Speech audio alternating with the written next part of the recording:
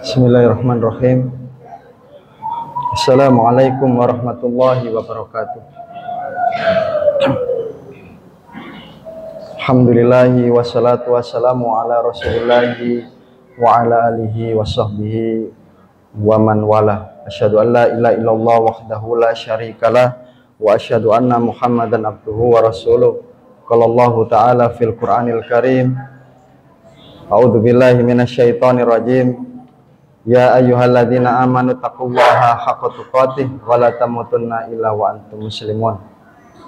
Wahai sekalian orang-orang yang beriman, bertakwalah kalian kepada Allah dengan sebenar-benar takwa dan janganlah kalian mati selain agama Islam. Allahumma la sahla illa ma ja'altahu sahla wa anta taj'alul hazna idza syi'ta sahla. Amma ba'd. Allah Subhanahu wa taala berfirman, ya ayyuhalladzina amanu kutiba alaikumusiyam kama kutiba alal ladzina min qablikum la'allakum tattaqun. Wahai orang-orang yang beriman, diwajibkan atas kalian untuk siam, yaitu berpuasa sebagaimana orang-orang sebelum kalian, agar kalian la'allakum tattaqun, agar kalian bertakwa kepada Allah Subhanahu wa taala. Jamaah yang dimuliakan oleh Allah Subhanahu wa taala,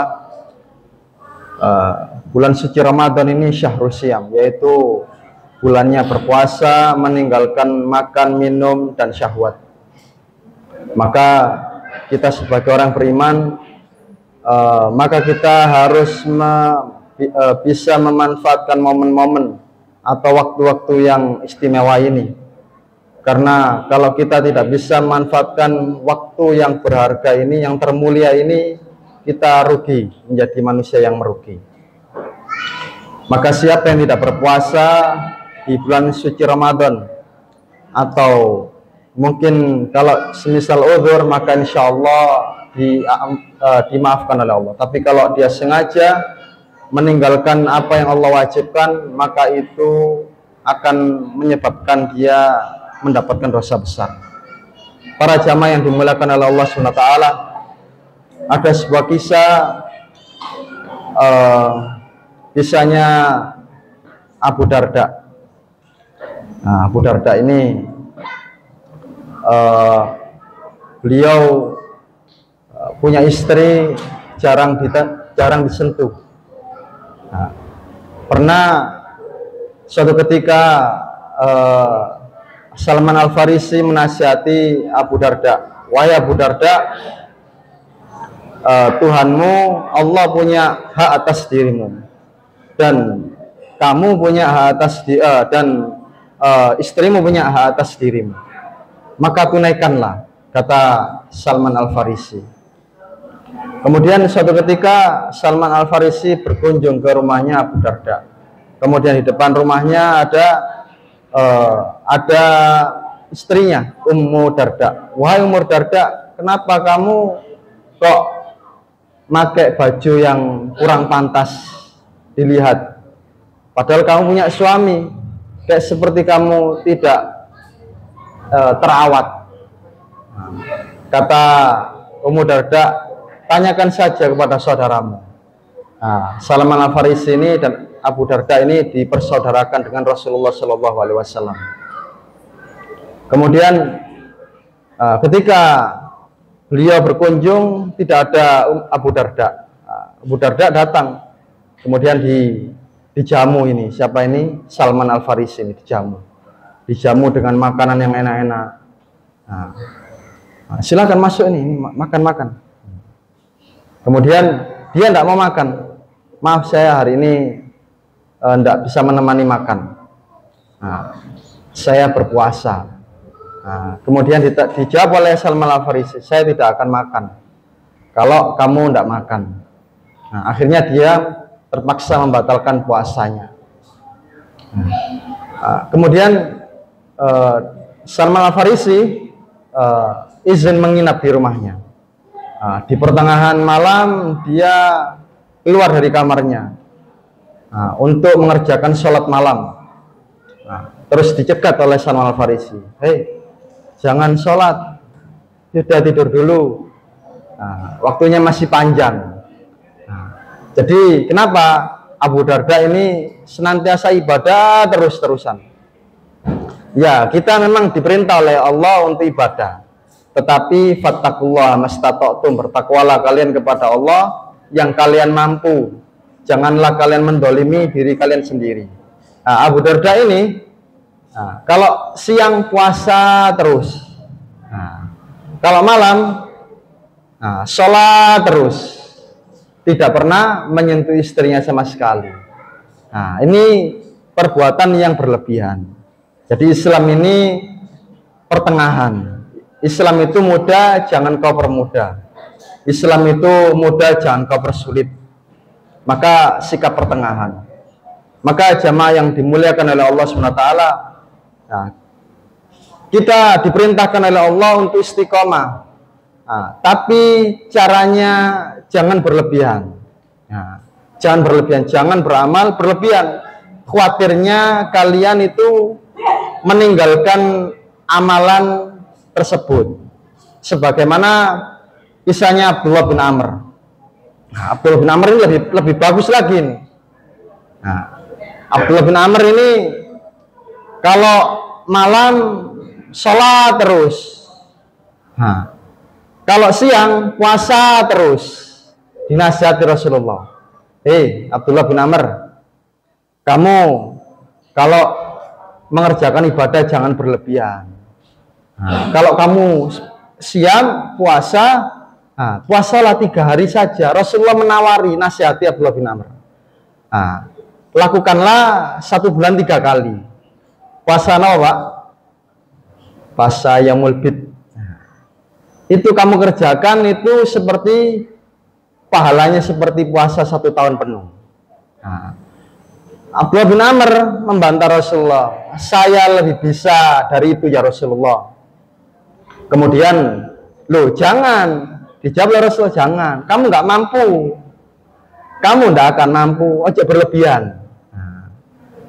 Suatu ketika dinasihati dia dinasihati oleh Rasulullah, kalau kamu puasa, kalau pengen puasa terus, jangan terus-terusan. Puasalah 1 hari puasa, 1 hari tidak berpuasa. Puasa Daud. Maka Abdullah bin Amr akan melakukannya puasa tersebut. Dia mengerjakan puasa Daud sampai ketika Abdullah bin Amr ini usianya sudah tua. Kemudian dia mengatakan, dia berkata, coba dulu, dia menyesal baru menyesal. Coba dulu aku melakukan amalan yang ditawari oleh Rasulullah, yaitu puasa 3 hari setiap 1 bulan.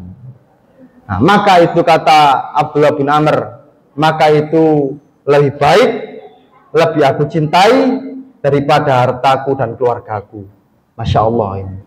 Jadi ini menggambarkan apa, Pak? Agar kita ini bisa istiqomah. Jadi kita ini manusia yang banyak kekurangan. Kalau kita ibadah terus, apalagi kita punya istri, punya anak, ya. Kalau kita ibadah terus, maka kita mendolimi keluarga kita. Ada sebagian ulama juga dia dinikahkan oleh ulama senior. Kisahnya itu dalam kitab Minhajul Qasidin. Kemudian ulama ini terhalang untuk menuntut ilmu, nggak bisa menuntut ilmu, terhalang, nggak bisa, karena dia punya istri, waktunya habis untuk keluarganya. Akhirnya istrinya ini dikembalikan ke orang tuanya.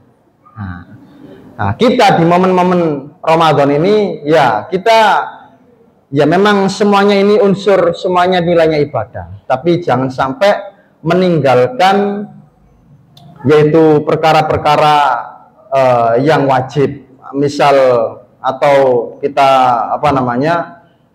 menyalurkan syahwat. Ketika buka puasa itu kan syahwat itu kan harus disalurkan. Kalau tidak disalurkan, badan ini punya hak, Pak. Bu, badan ini punya hak apa? Yaitu biologis. Kalau orang yang sudah rumah tangga. Kemudian badan ini punya hak mendapatkan kasih sayang. Nah, jangan sampai meninggalkan ibadah-ibadah lain, sehingga kita akhirnya nanti khawatirnya nanti meninggalkan amalan-amalan yang biasa dirutinkan, atau kita terhalang melakukan maksiat akhirnya. Nah, jadi berlebihan. Nah, para jamaah yang dimuliakan oleh Allah SWT, maka orang beriman kita harus punya amalan wadifah. Apa wadifah itu? Wadifah itu amalan andalan. Nah, apa yang kita harus punya amalan andalan apa untuk bekal menghadap Allah nanti? Ataukah sholatnya, nah, atau puasa kita, atau sedekah kita, nah, atau yang lainnya. Setiap manusia punya amalan yang dicenderungi. Ya, kita di hadapannya Allah, insya Allah derajatnya sama, tapi yang beda adalah amalnya. Ya, maka para jamaah yang dimuliakan oleh Allah, nah, maka kita harus punya amalan andalan. Andalan apa? Apa untuk menghafal Quran, atau untuk mendakwakan Quran, atau andalannya mungkin mengajarkan Quran. Nah, kan macam-macam. Nah, itu amalan andalan. Jangan sampai kita waktu kita habis, umur kita habis, sedangkan amal kita tidak bertambah, atau kita merugi karena kita tidak bisa memanage, yaitu manajemen waktu usia kita. Ya, maka kita rugi. Naudzubillahi min dzalik. Maka mudah-mudahan di momen-momen Ramadan ini, yaitu bulan yang sangat istimewa ini, yaitu di mana ibadah-ibadah dilipat gandakan, dan jangan sampai bulan Ramadan ini kita memaksiati bulan tersebut. Karena apa? Karena Allah memuliakan bulan Ramadan. 12 bulan yang paling Allah muliakan Ramadan. Nah, bulan ampunan dan bulan panennya pahala. Maka beruntunglah orang yang menyegerakan pahala, menyegerakan amal solih, tidak menunda-nunda. Nah, tapi ingat Pak, Bu, jangan berlebihan. Ingat, kita ini manusia, banyak kekurangan. Kita bukan nabi, juga bukan malaikat. Jadi harus kita bisa menempatkan sesuai porsinya. Nah, ini yang bisa saya sampaikan. Mudah-mudahan bermanfaat. Mudah-mudahan kita bisa istiqomah di jalan Allah sampai Ramadan selesai. Amin amin ya rabbal alamin. Aqulu qouli hadza wastaghfirullah aladzim li wa lakum. Wassalamualaikum warahmatullahi wabarakatuh.